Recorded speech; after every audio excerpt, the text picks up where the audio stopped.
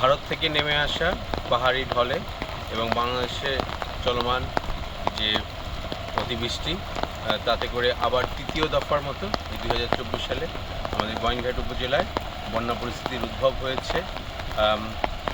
ইতিমধ্যে আমাদের এখানে যে পিয়াইন নদী, সারি এবং গোয়াইন, এর মধ্যে তিনটি নদীর পানির যে উচ্চতা সীমা সেটি বৃদ্ধি পাচ্ছে।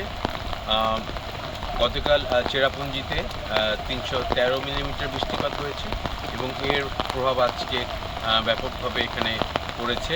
আগামী 3 দিনও ভারতে বৃষ্টি রয়েছে, বাংলাদেশেও ভারী বর্ষণ হবে।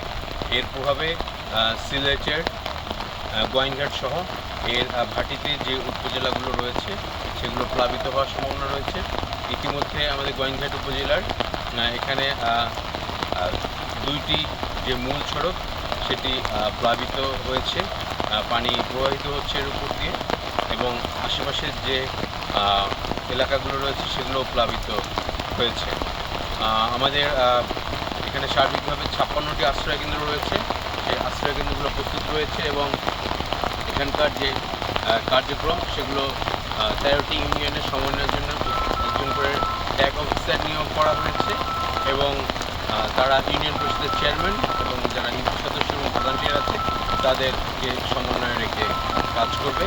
আমরা এর আগেও 2 দফা বন্যা মোকাবিলা করেছি, আমরা এবার 3য় দফাও আমরা বন্যা মোকাবিলার জন্য সার্বিক যে কার্যক্রম সেগুলো নেওয়া হয়েছে।